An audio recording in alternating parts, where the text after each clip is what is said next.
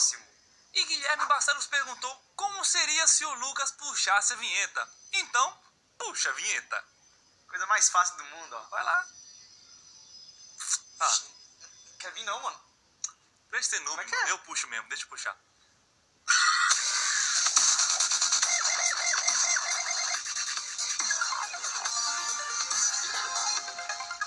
Fala galera, suave no grilinho. Bom, eu sou o Lucas Marques. Opa galera, eu sou o Daniel Molo e se você é um fodinha, é claro, já deixa logo o seu joinha.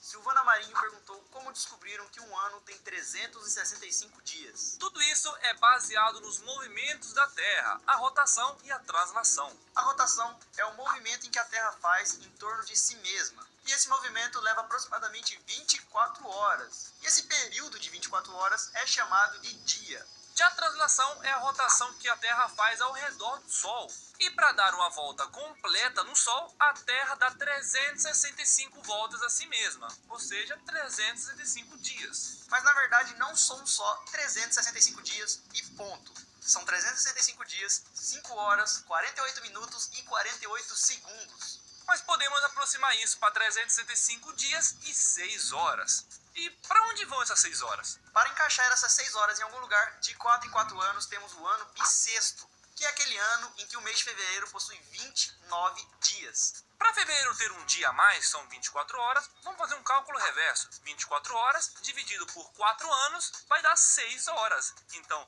todas essas 6 horas que estão sobrando a cada ano vão ser reunidas e vão sobrar para o dia 29 de fevereiro. PH GoPlay perguntou como surge um furacão.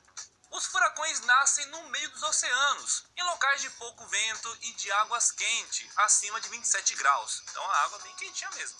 Deve ser da hora um oceano com aguinha dessa. Né? Verdade. Nesses locais, a evaporação da água é muito alta. A água do mar esquenta, vira vapor e forma bastantes nuvens. E é assim que todo o processo do furacão começa. E no local onde essa água é evaporada, a pressão do ar é menor do que os arredores. E isso faz o ar com mais pressão se deslocar ao centro do furacão. E esse ar, quando entra, vem cheio de umidade, que acaba evaporando e faz crescer ainda mais o furacão.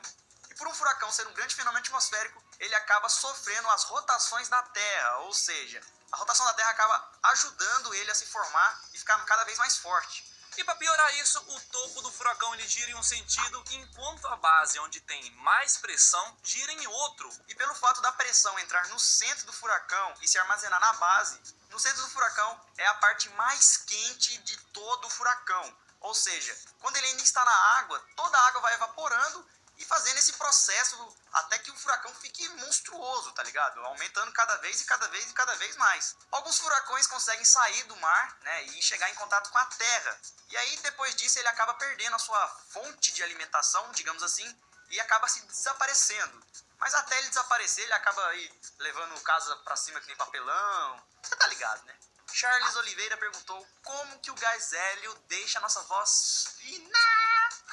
Antes de tudo, temos que voltar para a física e relembrar uma coisa. Quanto mais densa a molécula, menor a sua velocidade, ok? Bom, se você não entendeu nada, foda-se, você vai entender, calma.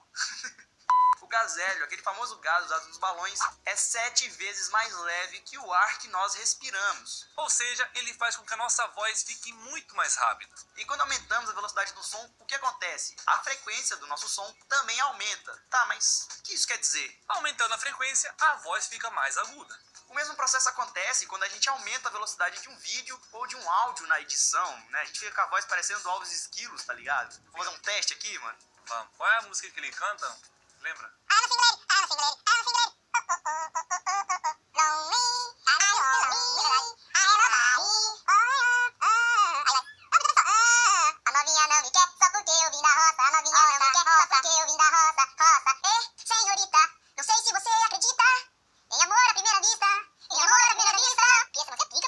Então, automaticamente, se a gente ingerir um gás que é mais denso, a nossa voz vai ficar mais grossa. Você vai falar Tá ligado? Davi Rocha perguntou como o chuveiro esquenta a água. O processo começa quando abrimos a torneira, porque uma quantidade de água se acumula dentro do chuveiro. E essa água acumulada empurra uma pecinha chamada diafragma, que causa corrente elétrica ligando o chuveiro. E essa corrente elétrica ativa uma peça chamada resistência, que que faz com que a água que está acumulada fria acabe se aquecendo. E quando a torneira fechada, o resto da água acaba escorrendo. E sem nenhuma água para empurrar, esse diafragma acaba voltando para sua posição inicial, dando aí a corrente elétrica e desligando o chuveiro. Vamos para a próxima pergunta. Rafaela Mendes perguntou como tomar banho sem se molhar. Lucas já sabe dessas artimanhas, vai mostrar para vocês aí, vai ensinar para vocês. Tem um jeito, hein? Bom, galera, eu já ensinei aqui no canal como comer sem sujar o prato e hoje eu vou ensinar como tomar banho sem se molhar, beleza? Fique tranquilo que você não precisa da touquinha da galinha pitadinha, nada disso. Você vai precisar de um chuveiro, óbvio, e de um copo, ok? É muito simples, você vai abrir seu chuveiro, ó. Beleza? Caindo água, normal. Você vai pegar o copo, vai colocar aqui. Feito isso, você pode fechar. Pronto, espera terminar de pingar para não correr nenhum risco que caia água sobre você. E depois você vai fazer o quê? Vai fazer isso aqui, ó. Tô tomando banho. Tomando banho.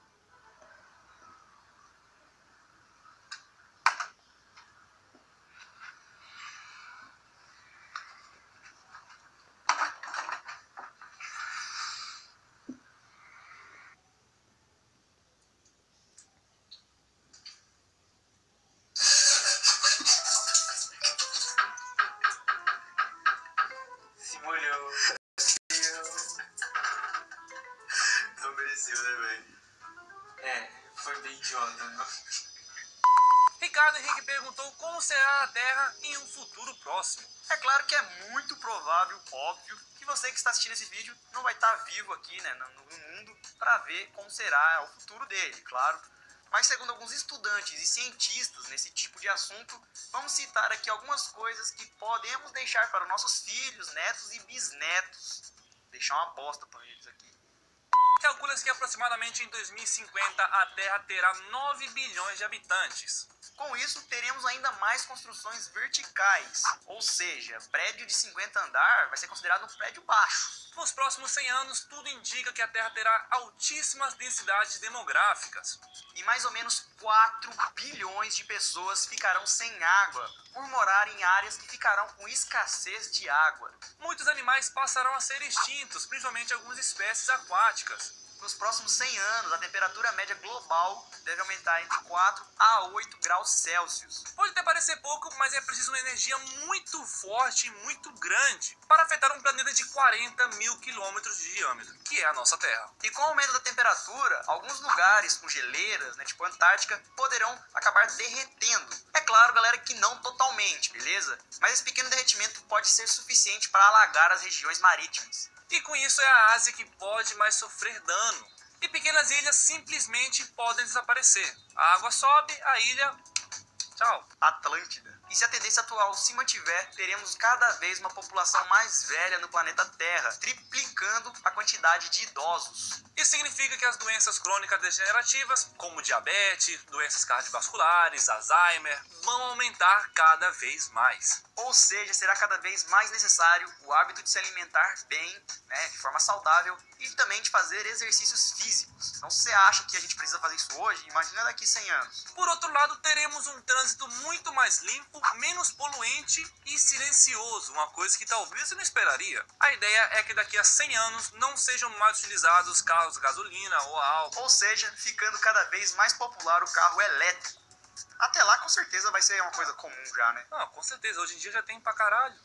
É caro, né, hoje em dia ainda. Mas tem. E não precisa de tomada pra carregar, ele se autocarrega. E talvez lá pro século 22 será muito comum ter um robô dentro de casa, ajudando nas coisas, tarefas de casa, faxinas, etc. Lembrando, galera, que essas previsões não foram feitas por filmes, então não é besteira que a gente tá falando aqui. Elas foram feitas por pessoas que estudam sobre tecnologia, sobre o avanço do aquecimento, essas coisas, temperatura. Ou seja, eles têm uma noção. Mas também os caras não são nenhuma mãe de Ná, né, nenhum macumbeiro, então não dá pra saber. Não tem como ter certeza do que vai acontecer. Mas essas são as previsões, né? O que a gente precisa mesmo é esperar pra ver, esperar o tempo, a gente morrer e nossos bisnetos, trisnetos, sei lá o quê, ver pra que a gente morre e fica observando a Terra. É. Bom, galera, então esse foi o vídeo de hoje, espero que vocês tenham gostado. E se você gostou, então, é óbvio, né? Se gostou, deixa o like, beleza? Clica aqui embaixo. Eu ia pedir também uma coisa especial pra vocês deixarem um comentário. Pensa bem, vê se como